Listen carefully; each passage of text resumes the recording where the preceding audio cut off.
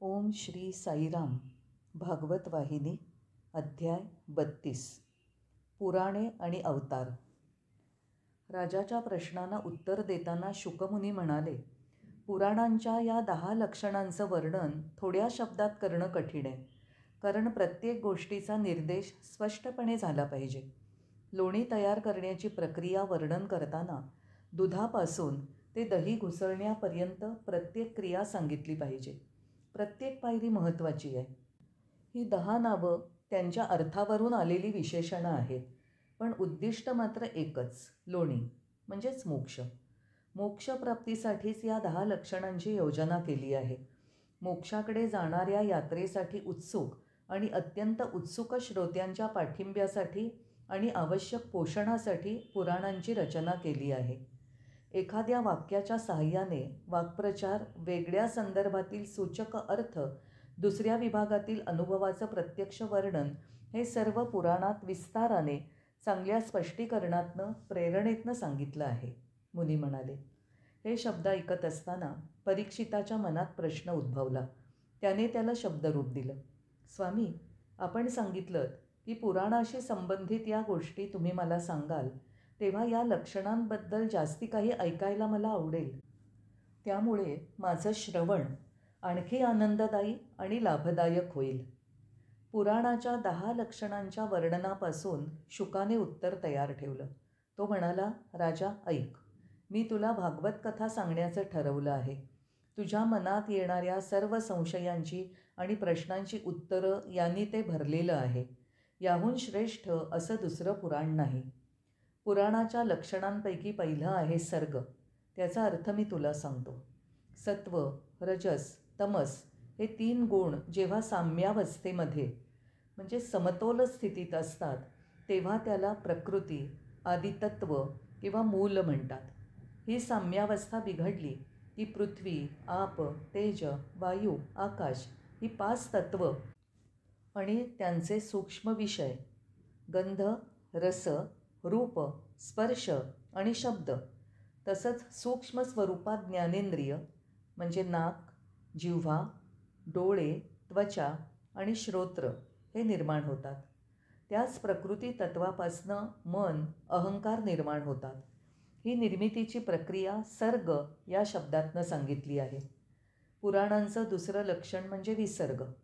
सर्ग किंवा सृष्टी विशेष अर्थाने घेणं, म्हणजे ती सृष्टी देवाणघेवाणीतून आणि विशिष्ट क्रियांमधून घडत असते. त्याला विसर्ग म्हणतात. सर्व विषय हे ज्याच्यात सामावलेले आहेत, त्या सर्वव्यापी परमपुराणाशी ही गोष्ट निकटपणे जोडलेली आहे. स्थानम हे पुराणाचं तिसरं प्रमुख लक्षण. विश्वात निर्माण झालेल्या प्रत्येक गोष्टीला काही मर्यादा हवी, म्हणजे ती काही प्रयोजन सिद्ध करू शकेल. या मर्यादांची निश्चिती आणि ज्या प्रक्रियाद्वारा या मर्यादा राखल्या जातील, हा विषय स्थानम हे पुराणांचं तिसरं प्रमुख लक्षण. या मर्यादांची निश्चिती आणि ज्या प्रक्रियाद्वारा या मर्यादा राखल्या जातील, हा विषय स्थानममध्ये वर्णन केला आहे. स्थानम किंवा अवस्था. उदाहरणार्थ, एखाद्या यंत्राला एक किल्ली असते, तिच्याद्वारेच ते सुरू करता येतं. त्या यंत्रात आणखी उपकरणं असतात, त्यातून त्या यंत्राचं काम नियंत्रित होतं किंवा थांबतं. शिवाय ती किल्ली म्हणजे त्या यंत्राला स्वतःला किंवा ते वापरणाऱ्याला धोक्याचं उगमस्थान असू शकतं. अशा नियंत्रित करणाऱ्या उपकरणांची व्यवस्था, स्थापना या भागात येते. पुराणांचं वेगळंपण दाखवणारं एक लक्षण म्हणजे पोषण. या भागाचा समावेश नाशापासून संरक्षण, पोषण, रक्षण. ही गोष्ट सोप्या शब्दात सांगायची तर सर्व पोषक, मार्गदर्शक, संरक्षक गोष्टी ईश्वरी कृपा या समावेशक शब्दात घालणं. जमिनीत लावलेल्या रोपाचं प्रेमाने आणि काळजीपूर्वक पोषण झालं पाहिजे. सर्व सृष्टीचं पोषण सृष्टीनिर्मात्याच्या कृपेने होते. पुढचं आहे मन्वंतर, म्हणजे मनूची कालगणना. ही प्रत्येक पुराणात असते. 8 यामांचा दिवस म्हणजे दिवस असतो. असे 30 दिवस म्हणजे 1 महिना. 12 महिने म्हणजे 1 वर्ष. माणसाचं वर्ष म्हणजे देवांचा फक्त 1 दिवस. असे 360 दिवस म्हणजे त्यांचं वर्ष. कलियुग हे अशा 1000 वर्षांचं आहे. त्याच्या आधीच्या द्वापरयुगाची 2000 वर्ष होती, तर त्याच्या आधीच्या त्रेतायुगाची 3000 वर्ष आणि अगदी पहिल्या कृतयुगाची अशीच 4000 वर्ष. प्रत्येक युगाचे 200, 400, 600 किंवा 800 असे संपर्क काळ किंवा संधिकाल होते. अशा 12,000 वर्षांचं एक महायुग आणि अशी 1000 महायुग म्हणजे ब्रह्मदेवाचा एक दिवस. प्रत्येक दिवस हा 14 मनू बघत होता. ते विश्वाचे स्वामी होते, त्यामुळे प्रत्येक मनू हा 70 महायुगांचा स्वामी होता. अशी मनू आणि त्याची वंशावळ म्हणजे मन्वंतर. पुराणांचं पुढचं लक्षण म्हणजे ऊती. ऊती म्हणजे कर्माचे परिणाम, त्याचा माणसाच्या स्वभावावर आणि प्रगतीवर होणारा परिणाम. पूर्वजन्मीच्या कर्माच्या परिणामानुसार प्रत्येकाच्या आयुष्याचं स्वरूप निश्चित होत असतं. ती गोष्ट ईश्वराने सोपवलेली नसते. ईश्वर सर्वांना समानतेनेच वागवतो. आपल्या जीवनपद्धतीनुसार आणि इच्छेनुसार नशिबाला वेगवेगळा आकार देत असतात. ऊती हा घटक या विषयाशी संबंधित आहे. ईशानुकथा हा आणखी एक विषय पुराणांचा आहे. ईश्वराच्या गुणवैभवाच्या कथा आणि त्या गुणवैभवातून लोकांना अनेक मार्गांनी त्याचा पराक्रम, तेज, माधुर्य, प्रकाश यांची अनुभूती आली त्या कथा. त्यानंतर पुराणांचं लक्षण आहे निरोध किंवा शोषण. ईश्वर जे आपलं गुणवैभव व्यक्त करतो ते सर्व स्वतःमध्ये शोषूनही घेतो. त्यानंतर तो योगनिद्रेत जातो. पुन्हा अभिव्यक्त होण्याची प्रेरणा येईपर्यंत ही ईश्वरी विश्रांती टिकते. मुक्ती हा सर्व पुराणांचा वर्ण्य विषय आहे. त्याचा अर्थ अज्ञानाच्या बंधनातनं माणसाची मुक्तता. अज्ञान हे माणसाला आच्छादित ठेवतं. ज्यात तो बांधला गेला आहे ते शरीर म्हणजेच मी, या जाणीवेतून त्याला मुक्ती मिळायला हवी. मी आत्मा आहे ही जाणीव त्याला करून द्यायला हवी. आत्मा हे सत्य झाकलं जातं.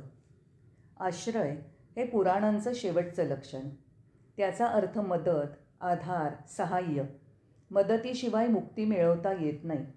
तो परमात्मा या विश्वाचा आधार आहे. त्या परमात्म्यातून हे सर्व निर्माण झालं आहे. त्याच्या योगानेच त्याचं धारण होत आहे आणि त्यातच ते विलीन होणार आहे. हा आधार मुक्तीसाठी आहे. ज्याला अधिभौतिक, अधिदैविक आणि आध्यात्मिक कळलं त्या ज्ञानाद्वारेच आश्रय परमात्मा समजतो. परीक्षिताने मुनींना थांबवून विचारलं, स्वामी, अधिभौतिक, अधिदैविक आणि अध्यात्म म्हणजे काय ते मला सांगा. हा प्रश्न विचारल्याने शुकाला आनंद झाला.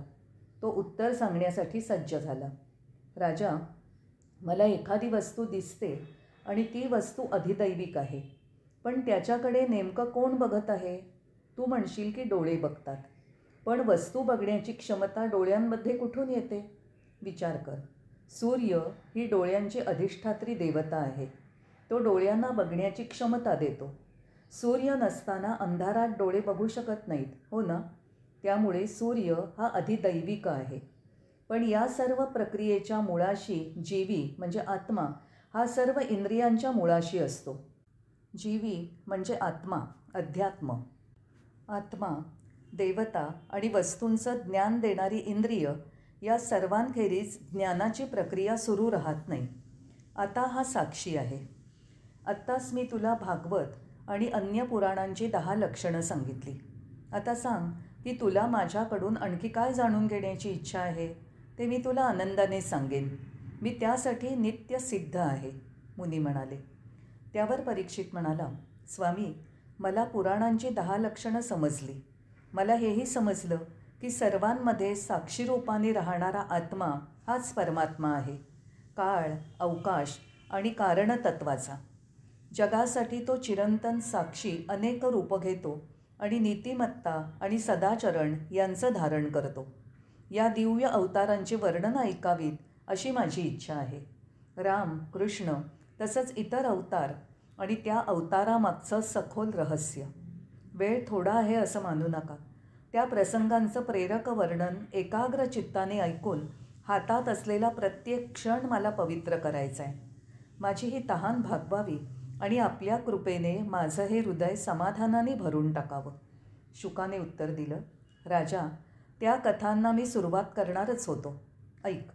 ईश्वराचा प्रत्येक अवतार हा वैशिष्ट्यपूर्णच आहे. त्यात मोठा लहान असं काही नाही. त्यातील प्रत्येक कथाच उंचावणारी आहे. प्रत्येक पूर्णावतारच आहे. या कथा ऐकल्यावर तुला वाटेल की एकमेकापेक्षा एक अवतार हे मधुर आणि सरस आहेत. एकापेक्षा एक अशा अवतारापासून प्रेरणा घ्यावी असं वाटेल. पण सर्वच अवतार हे ईश्वरी परिस्थिती आणि आवश्यकता यानुसार आहेत. हेतूनुसार त्यांची रचना आहे. राजा ऐक, ईश्वर हा सर्वव्यापी आहे. त्याच्या दृष्टीने शक्य अशक्य असा भेद नाही. त्याच्या जादू, त्याच्या लीला, क्रीडा, खेळ हे माणसाच्या शब्दातून मांडता येत नाहीत. त्याला रूप नसलं तरी सर्व सृष्टीला स्वतःमध्ये सामावून घेत विश्वरूप धारण करू शकतो. तो एक असूनही स्वतःला अनेक करतो. मत्स्य, वराह, नरसिंह, वामन, परशुराम, राम, कृष्ण, बुद्ध, कल्की त्याने घेतलेल्या या ईश्वरी अवतारांचं लोक वर्णन करतात. पण जेवढा तो व्यापक आहे त्याचं वर्णन करता येत नाही. सर्व रूपही त्याचीच आहेत. या दृष्टीने पाहावं लागतं. प्रत्येक सजीवाचा श्वास हा त्याचा श्वास आहे. थोडक्यात प्रत्येक सृष्ट वस्तूत त्याचा अंश, त्याच्या संकल्पाचं प्रगट रूप आहे. त्याच्याहून वेगळं अलग असं काहीही नाही. जगाच्या संरक्षणासाठी, धर्माच्या धारणेसाठी, भक्तांची ओढ पुरवण्यासाठी तो विशेष संकल्प करतो आणि विशेष रूप घेऊन सर्वत्र संचार करतो. आपल्या दैवी कर्मांनी तो भक्तांना आनंद देतो. त्यातून त्याच्या अवतारित्वाची त्यांना खात्री पटते. त्यांची श्रद्धा दृढ होते आणि आपली कर्म ईश्वर समर्पित करायला प्रेरणा मिळून ते स्वतःचं रक्षण करू शकतात, मुक्त होतात. या उद्दिष्टांमधून लोक त्या अवतारांकडे बघतात आणि त्या अवतारी स्वरूपात असलेल्या ईश्वराची अत्यंत पवित्र भावनेतून पूजा करतात. काही प्रसंगी अचानक आलेलं संकट दूर करण्यासाठी तो स्वतःच्या ईश्वर तत्वाचा अंश दुसऱ्या ईश्वरी शक्ती आणि क्षमता यांना जोडतो आणि अवतार घेतो. जगाच्या संरक्षणासाठी घेतलेले असे अवतारही असंख्य आहेत. शुकमुनी असं बोलत असताना आपला अत्यानंदाने उजळलेला चेहरा वर उचलून परीक्षित उद्गारला, हो हो, तो सुंदर ईश्वर आपल्या अंशापासूनही अवतार घेतो. अर्थात त्याच्या दृष्टीने ती त्याची लीलाच आहे. जगाच्या धारणेसाठी घेतलेल्या या अवतारांबद्दल सांगून तो ऐकण्याचा आनंद मला द्यावा, अशी विनंती करून त्याने आचार्यांना वंदन केलं. शुक म्हणाला, राजा ऐक. कपिल, दत्तात्रेय, सनक, सनंदन, सनतकुमार, सनतसुजात आणि इतर ऋषी, ऋषभ, नरनारायण, विष्णू, ध्रुव, हयग्रीव, पृथु, कश्यप, धन्वंतरी, हंस, मनु, बलराम, व्यास अशा अनेक व्यक्तींची नामरूपं घेऊन अवतार घेऊन ईश्वराने भक्तांना वरदान दिलं. नाशापासून जगाला वाचवण्यासाठी आणि नीती आणि सदाचरण यांचे नियम मानवजातीला घालून देण्यासाठी अवतार घेतले. तसंच परंपरा आणि सुस्थापित आदर्श आणि मानवजातीत नीतिमत्ता यांच्या रक्षणासाठी अवतार घेतले. आणखी असे अंशावतार खूप होते, पण प्रत्येकाच्या विस्तृत वर्णनासाठी वेळ थोडा आहे. तसंच पुण्यप्राप्तीच्या दृष्टीनेही ते जास्त महत्त्वाचे नाहीत. तुझ्या विनंतीला मान देऊन मी थोडक्यात आढावा घेतला. पण परीक्षित मध्येच म्हणाला, स्वामी, ईश्वराने असे अवतार घेण्यामागची कारणं तरी थोडक्यात सांगावीत. जरी कपिल, ध्रुव, दत्तात्रेय, हयग्रीव आणि धन्वंतरी इत्यादींचा अंशावतार होता, त्या प्रत्येकाचं यश आणि प्रयोजन सांगावं, त्याने ज्ञान शुद्ध होईल. तेव्हा शुकमुनी म्हणाले, राजा, कर्दम प्रजापती यांची पत्नी देव होती. त्यांना 9 कन्या होत्या. 10वं अपत्य म्हणजे कपिल. ईश्वर कपिलरूप धारण करून आपल्या मातेचा गुरु आणि आध्यात्मिक मार्गदर्शक झाला. त्याने तिला मोक्षप्राप्तीचे रहस्य शिकवलं आणि ती शिकवण तिला बंधमुक्तीपर्यंत घेऊन गेली. अत्री ऋषींची पत्नी अनुसया हिने प्रार्थना केली की माझ्या उदरातून परमेश्वराने अपत्य म्हणून जन्म घ्यावा. ईश्वर म्हणाला, तथास्तु. वडिलांचं नाव अत्री म्हणून तो दत्तात्रेय. त्याने कातरवीर्यार्जुन आणि यदू या सुप्रसिद्ध सम्राटांना वैभव आणि योगविद्या दिली. या अवतारात कल्पयुगाच्या सुरुवातीला 4 बालक ऋषी सनक, सनंदन, सनतकुमार आणि सनातन हे आले. ते नित्य 5 वर्षांच्या वयाचेच होते. ते इतके निष्पाप की कपडे परिधान करत नसत, इतके दैवी की त्यांनी ज्ञान आणि शांती सभोवताली पसरवली. ईश्वराने नरनारायण असं जुळं रूप घेतलं. हिमालयात बद्री येथील अरण्यात ते राहत. तिथे तपसाधना करीत. मुहूर्ती देवी ही त्यांची माता. ध्रुव बाळाच्या तपस्साधनेतील निष्ठेचं परमेश्वराने कौतुक केलं आणि आपल्या व्यक्तरूपाचं दर्शन देऊन वरदान दिलं. त्याने ध्रुवाच्या मात्यापित्याचं जीवनही पवित्र केलं. ध्रुवाला ध्रुवप्रदेश भागाचा राजा केलं आणि आकाशात ध्रुवतारा म्हणून अढळ स्थान दिलं. अधोगतीकडे जाणाऱ्या दुष्ट वेज राजाला शाप देऊन ऋषींनी त्याला नष्ट केलं. त्याचं शरीर घुसळलं तेव्हा जगाचा पहिला सम्राट उत्पन्न झाला. ईश्वराने पृथूचं रूप घेतलं, पृथ्वीचा पहिला अधिपती. त्याच्या तपाने आणि सदाचरणाने त्याने वडिलांना नरकवासातून वाचवलं. त्याने सर्व जगात वैपुल्य आणि नीतिमत्ता पसरवली. त्याने ग्राम, शहरं, नगरं पृथ्वीवर वसवली. लोकांनी तिथे शांतपणे राहावं, प्रेमळ सहकार्य एकमेकांना द्यावं, नेमलेली कर्तव्य करावीत. नाभी आणि सुदेही यांचं बालक म्हणून ईश्वराने पुन्हा जन्म घेतला. परमहंस म्हणून तो आविर्भूत झाला. सर्व व्याधींवर एकच उपाय त्याने सुचवला, तो म्हणजे त्याग आणि तो जोपासण्याचे मार्ग. त्यानंतर परमेश्वराने ब्रह्मयज्ञात यज्ञरूप घेतलं. तेव्हापासून मानेवरचा भाग अश्वाचा झाला. त्यामुळे त्याला हस किंवा ग्रीव म्हणू लागले. हयग्रीवाचा श्वास वेदरूपाने प्रगट झाला. दरम्याने दुष्टपणाने सोमकाने वेद चोरले आणि प्रलयाच्या महापुरात टाकून दिले. त्यामुळे खोल समुद्रातून वेद शोधण्यासाठी परमेश्वराला मत्स्यरूप घ्यावं लागलं. त्या राक्षसाचा नाश करून वेद ब्रह्मदेवाकडे देऊन रक्षण करावं लागलं.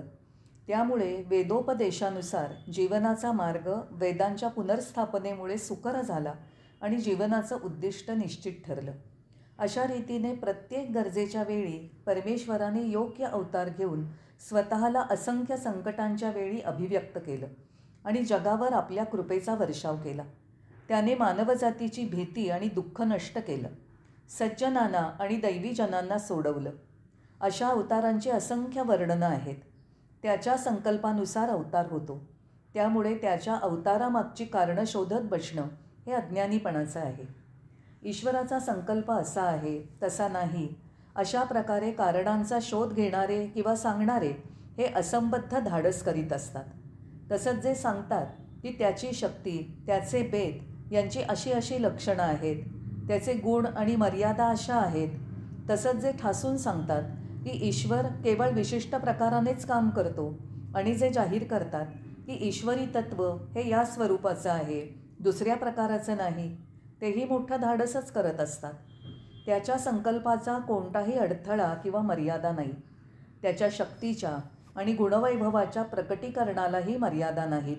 तो जे संकल्प करतो तो प्रत्यक्षात आणतो. त्याच्या संकल्पानुसार तो कोणत्याही स्वरूपात आविर्भूत होऊ शकतो. तो अद्वितीय, अतुलनीय, केवळ स्वतःच्याच समान आहे. त्याला त्याचं स्वतःचंच प्रमाण, साक्षी आणि अधिकार आहे. एकदा परमेश्वर नारदाच्या भक्तीच्या निष्ठेने इतके भारावून गेले की त्यांनी हंसाचं रूप घेतलं आणि त्याला भक्ताचं स्वरूप तसंच भगवान आणि त्या दोघांमधलं नातं दाखवलं. त्यामुळे सर्व साधकांना मार्गदर्शन मिळेल आणि ते मुक्त होतील. अगदी सध्याच्या युगापर्यंत टिकू शकेल. त्याला कोणतंही भय, पराभव, नाश असणार नाही, अशा पायावर आधारलेलं ज्ञान आणि मार्ग दाखवला. सप्त लोकांना शुद्धतेत तेजाने चमक आणली. हे सर्व त्याने स्वतःच्या निष्कलंक तेजातून आणि कीर्तीतून घडवून आणलं. क्षीरसागराच्या मंथनाच्या वेळी मंदार पर्वत ही घुसळण्याची रवी असल्याने त्याला आधार देण्यासाठी परमेश्वराने कूर्मरूप धारण केलं. त्याचवेळी त्याने धन्वंतरीचंही रूप घेतलं. ते दैवी पात्र अमृताने भरून आणण्यासाठी धन्वंतरी या भूमिकेतून त्याने रोगव्याधीवर प्रभाव आणि शारीरिक रोग दूर करण्यासाठी प्रवृत्त केलं. त्याने प्रसिद्ध अशा वैद्य आणि डॉक्टरांना रोगनिदानाचं आणि रोग बरं करण्याचं कौशल्य शिकवलं. राजा, त्याने आणखी खूप काही केलं. तोपर्यंत वैद्य किंवा डॉक्टर यांना यज्ञात देवांना हविर्भाग द्यायचा अधिकार नव्हता. धन्वंतरीने नियम घालून दिला त्यांनाही हा अधिकार मिळावा आणि अशा रीतीने त्याने त्यांची समाजातली प्रतिष्ठा वाढवली. या सर्व अवतारांमध्ये अद्भुत अशा लीला तुला दिसल्या का? केवळ ईश्वरालाच त्याचे मार्ग माहीत असतात. त्याचं माधुर्य आणि गुणवैभव इतरांना कसं समजणार? बुद्धी आणि कल्पना या तोकड्या साधनांनी त्यांना त्याचं मोजमाप कसं करता येईल?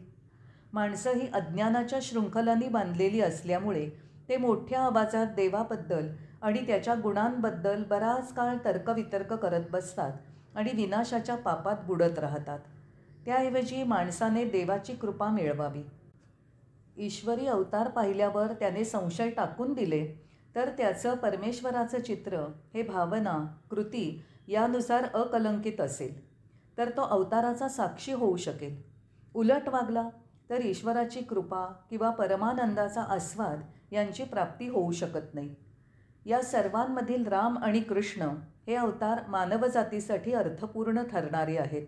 कारण माणूस ती उदाहरणं घेऊ शकतो, प्रश्नांची उत्तरं मिळवू शकतो आणि त्यांचे उत्तम गुण आणि उपदेश यांच्या चिंतनाने आनंद मिळवू शकतो. हे दोन्ही अवतार मानवजातीच्या हृदयात विराजित झाले आहेत आणि लोकांचा आदर प्राप्त करीत आहेत. या दोन्ही अवतारांच्या आयुष्यातील अत्यंत उल्लेखनीय प्रसंग मी तुला सांगतो, ऐक. जय साईराम.